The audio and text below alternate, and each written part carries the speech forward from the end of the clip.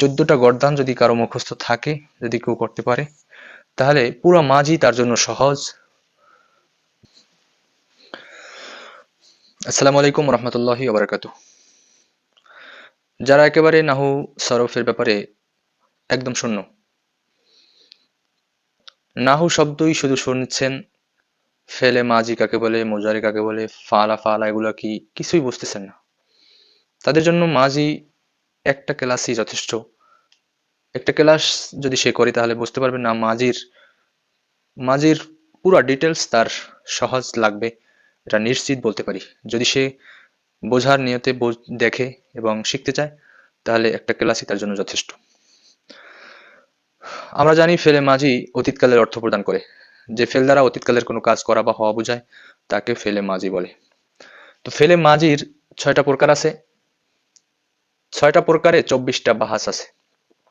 6টা প্রকার: মাদি মুতলাক, মাজি করিব, মাজি বাইদ, মাজি ইহতেমালি, মাজি তামান্নাই, মাজি ইস্তেমরারি। এই 6টা প্রকারে 24টা করে বাহাস আছে, প্রত্যেকটা প্রকারে 4টা করে বাহাস, তো 4 ছক 24টা বাহাস আছে। এই একটি গর্দান, প্রত্যেকটা বাহাসের আলোকে গর্দান আছে। একটি গর্দান যদি কারো মুখস্থ থাকে, এই মাত্র 14টা গর্দান যদি কারো মুখস্থ থাকে এবং বুঝে আসে, তাহলে মাঝির যে কোনো সিগা সে বলতে পারবে, চিনতে পারবে এবং লিখতে পারবে ইনশাল্লাহ। তো একটি 14টি গর্দান দেওয়া আছে ফেলে মাঝি মুতলাকের, ইসবাত ফেলে মাঝি মুতলাক মারুফের 14টি গর্দান যদি কারো মুখস্থ থাকে, তাহলে যে কোনো মাঝির সিগা সে বলতে পারবে। ফালা ফালা ফালু ফালাত ফালাতা ফালনা ফালতা ফালতুমা ফালতুম ফালতি ফালতুমা ফালতুন্না ফালতু ফালনা। এই 14টা গর্দান যদি কারো মুখস্থ থাকে, তাহলে পুরা মাঝিরা তার বুঝে আসবে। এবং এই জায়গায় সিগা চেনার কিছু আলামত আছে, আলামতগুলো যদি তার একটু নলেজে থাকে। মুখস্থ শুধু একটা করবে সে, মুখস্থ করতে হবে এই মাত্র 14টা সিগা রূপান্তর। এই 14টা রূপান্তর গর্দান যদি কেউ মুখস্থ করে, তাহলে টোটাল মাঝি তার আর কোনো একটি গর্দানও মুখস্থ করতে হবে না। এই 14টা গর্দানই যথেষ্ট তার। মাঝি মুতলাকের যে 4টা গর্দান আছে, এইগুলা, এই যে 14টা গর্দান, এটা হলো প্রথম প্রকার। মাঝির আরো 2টা বাহাস আছে, আরো 3টা বাহাস আছে। একটা হলো মাজহুল। তো মাজহুলে শুধু পেশ।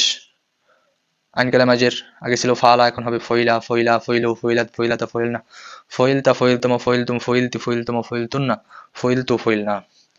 মাঝি মুতলাকের নফি আছে 2টা।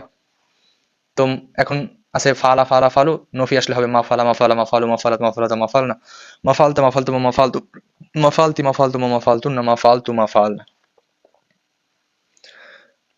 মাঝি মুতলাকের আরেকটি আছে নফি মাজহুল, তখন হবে মাফুইলা মাফুইলা মাফুইলু, মাফুইলাত মাফুইলাতা মাফুইলনা, মাফুইলতা মাফুইলতামা মাফুইলতু, মাফুইলতি মাফুইলতুমা মাফুইলতুন্না, মাফুইলতু মাফুইলনা। এইভাবে করিব আসলে, করিবের আছে 4টে বাহাস, এর শুরুতেই কদ আসবে। এই গর্দানগুলার শুরুতেই কদ আসবে, তখন করিব হবে। যখন আবার বাইদ আছে, বাইদের 4টা আছে, এই বাইদের শুরুতে কানা আসে, কানা কানা কানু, এটা শেষের অবস্থা অনুযায়ী কানা কানা কানু কানাত কানাতা কুন্না, কুন্তা কুন্তমা কুন্তুম কুন্তি কুন্তুমা কুন্তুন্না কুন্তু কুন্না, এভাবে আসে। এহতেমালি এর 4টি আছে। লা আল্লামা, এহতেমালির শুরুতে লা আল্লামা আসে। এই লা আল্লামা আসলে এই 14টার শুরুতেই লা আল্লামা আসবে যখন এহতেমালি হবে। এহতেমালির আছে 4টা বাহাস, এই 4টা বাহাসের শুরুতেই লা আল্লামা বসবে।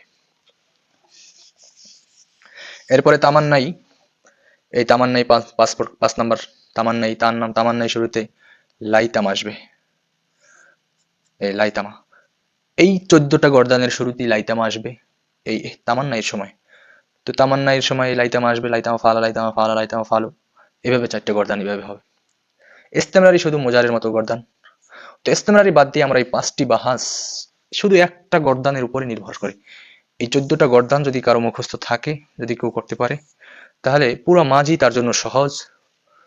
এটা আমি দেখিয়ে দিলাম এখানে। এখন যে মাঝি নিয়ে তার যার ভয়, সে শুধু এই 14টা গর্দান মুখস্থ করে দিন, তাহলে আপনাকে বুঝিয়ে দেবো কিভাবে। আপনি আর মুখস্থ করার কোনো দরকার নেই, আর একটা গর্দানও মুখস্থ করার দরকার নেই। শুধু এই 14টা গর্দান মুখস্থ করেন, তাহলে পুরো মাঝিটা আপনার ক্লিয়ার হয়ে যাবে এবং পুরো মাঝির যে কোনো সিগা, যে কোনো সিগা বাহাস এটা বলতে পারবেন ইনশাল্লাহ। আল্লাহ তাআলা মাঝি সিগা বোঝার তৌফিক দান করুক, আমিন। আসসালামু আলাইকুম ওয়া রাহমাতুল্লাহি ওয়া বারাকাতুহু।